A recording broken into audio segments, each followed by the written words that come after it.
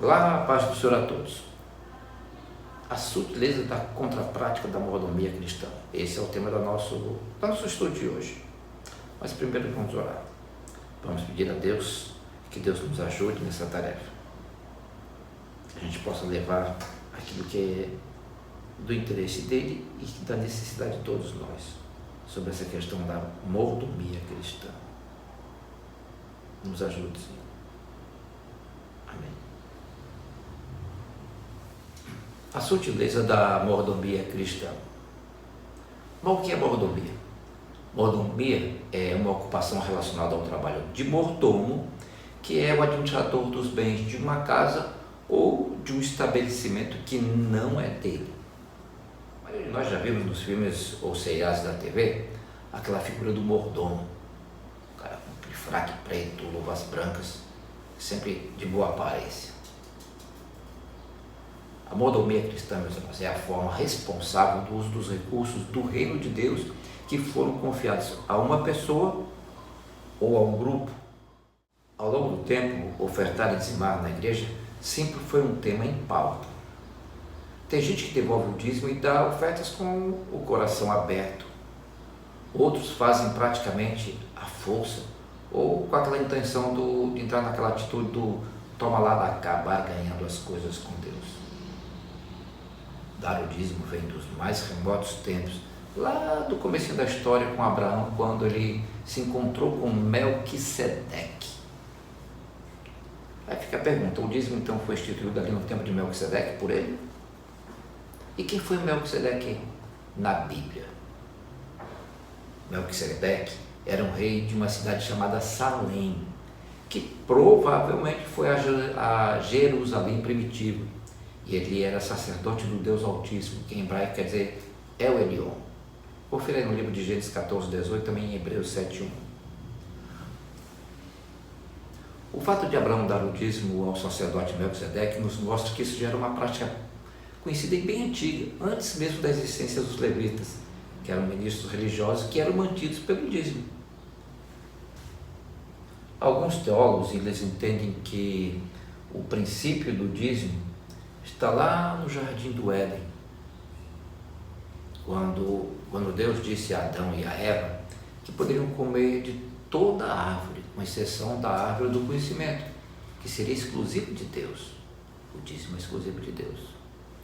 Então Deus deu tudo ao casal, mas requereu para ele uma parte.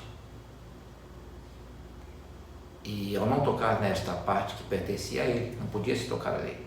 Só que quando comeram da árvore proibida, fizeram o uso indevido daquele que pertencia unicamente ao Criador. Transgrediram a lei do dízimo, roubaram a Deus, trouxeram sobre si maldição. Dá uma conferida ali em Malaquias 3, 8 e 9, diz assim: roubará o homem a Deus?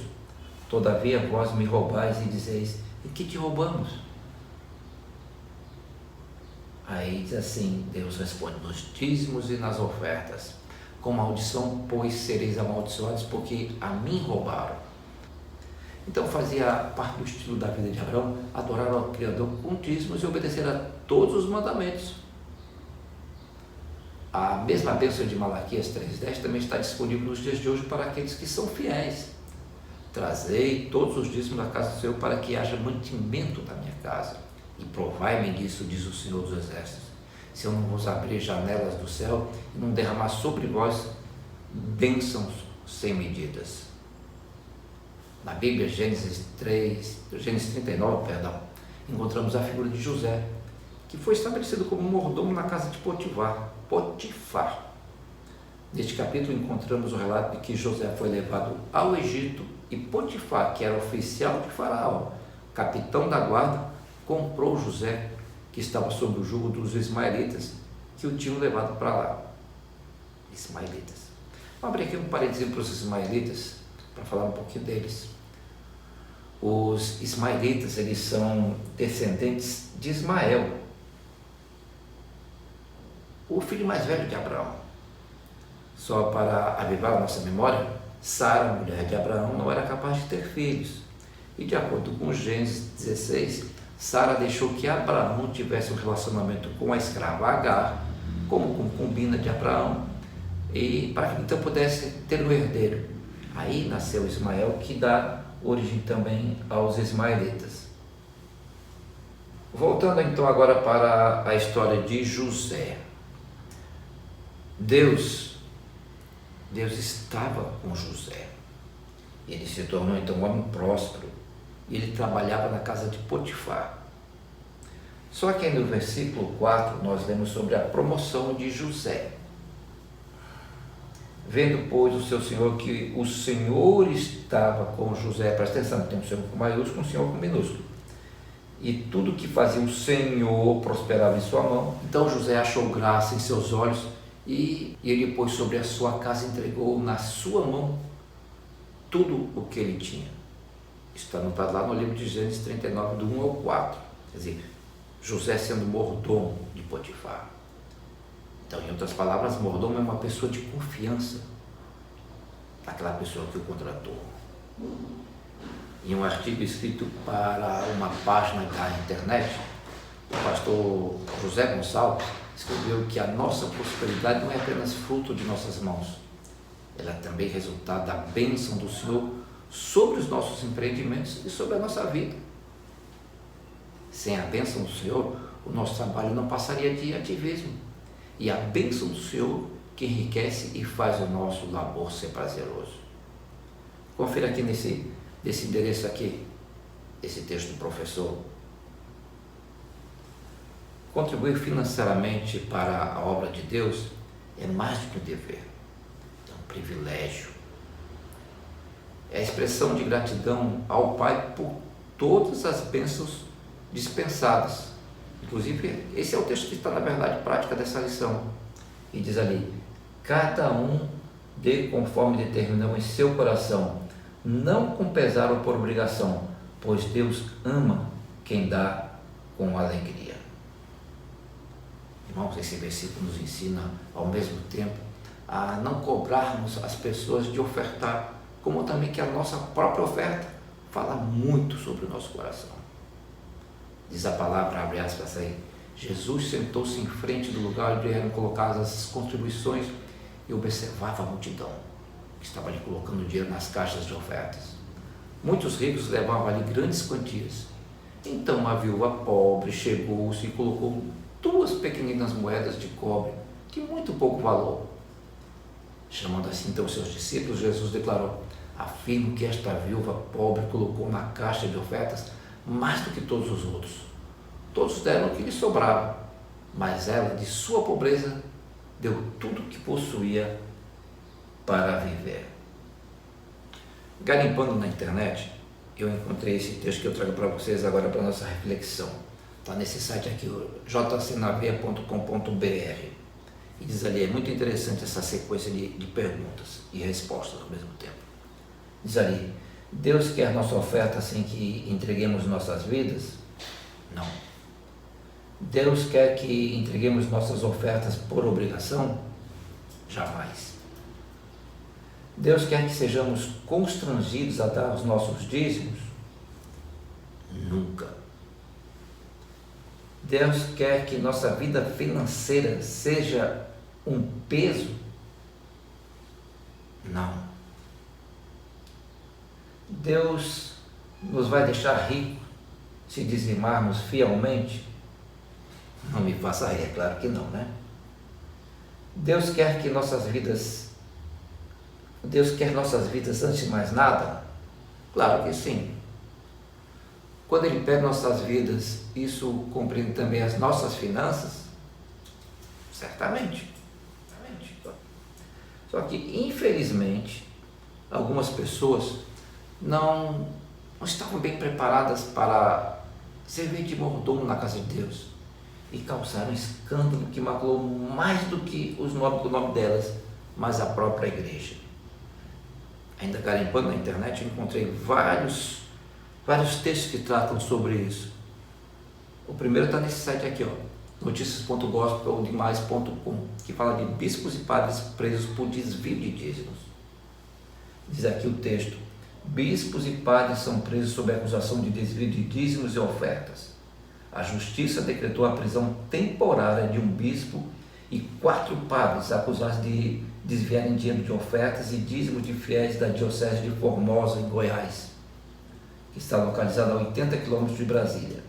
Eles foram detidos na casa paroquial. Tem um outro texto aqui também muito interessante para trazer para vocês, também do Notícias Gospel mais.com.br. Diz assim: fundador da igreja Maranata é preso novamente por se manter praticando crimes, diz o promotor que decretou a prisão dele. Aí vem mostrando aqui as imagens da casa, da igreja, a chegada da polícia. Isso tudo pode ser conferido ali no gospelmais.com.br. Justiça, prisão domiciliar, pastor fundador da igreja Maranata. Isso é tão ruim para nós, né? Deus criou o homem para ser um grande administrador, um empreendedor próspero, conduzindo muito bem todas as coisas. Todos nós nascemos com este potencial. O decreto divino que nos assegura isso está lá em Gênesis 1:28. Diz a palavra: então Deus os abençoou, lhes disse: frutificai e multiplicai-vos, enchei a terra, sujeitai-a, dominai sobre os peixes do mar, sobre as aves do céu e sobre todos os animais que se arrastam sobre a terra. E disse ainda mais: eis que vos tenho dado todas as ervas que produzem semente, as quais se acham sobre a face de toda a terra, bem como todas as árvores em que há fruto que dê semente, então ser-vos-á para mantimento. Quer dizer, Deus entregou tudo isso na mão do homem. Deus entregou também a todos os animais da terra, todas as aves do céu e todo ser vivente que se arrasta sobre a terra. Então, ele colocou ali: tenho dado tudo isso para vocês, e assim foi. Então Deus, ele nos deixou um decreto claro, uma direção precisa para a nossa vida aqui na terra. Nós somos capacitados por Ele para sermos bons administradores, ou seja, bons mordomos, crescendo, frutificando, florescendo. Se em alguma área de nossa vida não estamos vivenciando essa verdade, podemos correr então para o altar do Senhor e pedir revelação, direção e iluminação. E pode ter certeza, Ele nos mostrará quais as coisas de nossa vida pessoal, familiar, profissional, ministerial, que estão fora do padrão divino. Nós vamos levar um velho puxão de orelha e, é claro, vamos ser bem orientados. E como servir bem na casa do Senhor, como ser um mordomo dentro da casa do Senhor. O que Deus espera dos seus mordomos? Esse foi outro texto que eu encontrei na internet. E diz assim: primeiro, que eles sejam prudentes na espera do Senhor. Está em Lucas 12:37. E na parábola do servo vigilante, o destaque está justamente sobre o servo que esperavam pelo Senhor de maneira atenta. Semelhantemente, a parábola das 10 virgens conta que haviam 2 grupos delas. O primeiro, pelas virgens prudentes, que aguardavam o noivo a qualquer momento para todas aquelas bodas. O segundo, pelas que não tinham azeite suficiente para esperar pela chegada do noivo. De modo semelhante, diz o texto, a igreja de Cristo anseia pelo seu Senhor, mas no dia em que Ele arrebatar a igreja, 2 grupos serão destacados: os que vão subir e os que ficarão para a grande tribulação. A igreja fiel espera o Senhor a qualquer momento. No mundo antigo, era dada ao mordomo a responsabilidade de zelar por todas as propriedades enquanto o Senhor estivesse fora. Uma das suas tarefas principais era cuidar que todos os membros da casa recebessem a partilha de comida.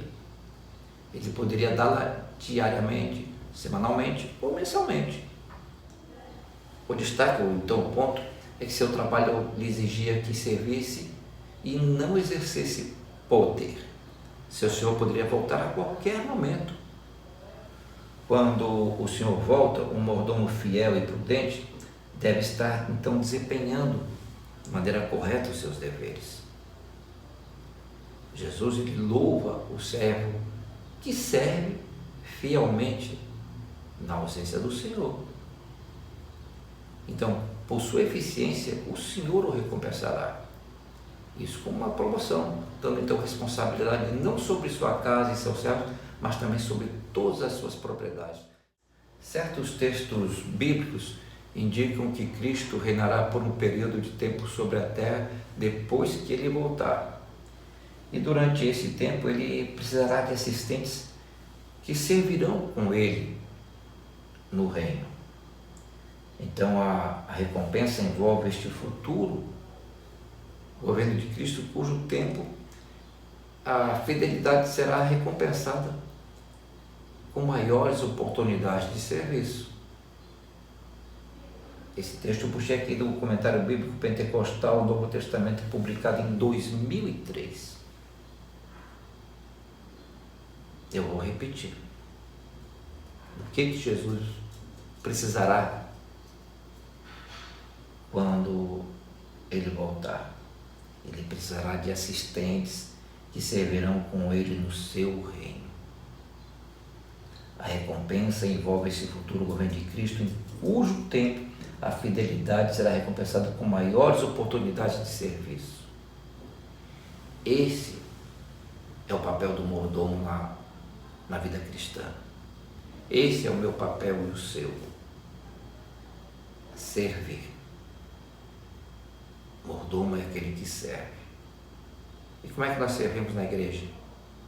De várias formas. Vou colocar aqui a questão dos dízimos e das ofertas, mas não fica só por aí, no meu entender. Fica no dar apoio e assistência àqueles irmãos mais humildes que estão passando por alguma dificuldade. Isso é ser mordomo. Significa cooperar na limpeza da igreja, lavando banheiros, inclusive. Ser mordomo significa, então, administrar bem aquelas coisas que Deus nos confiou.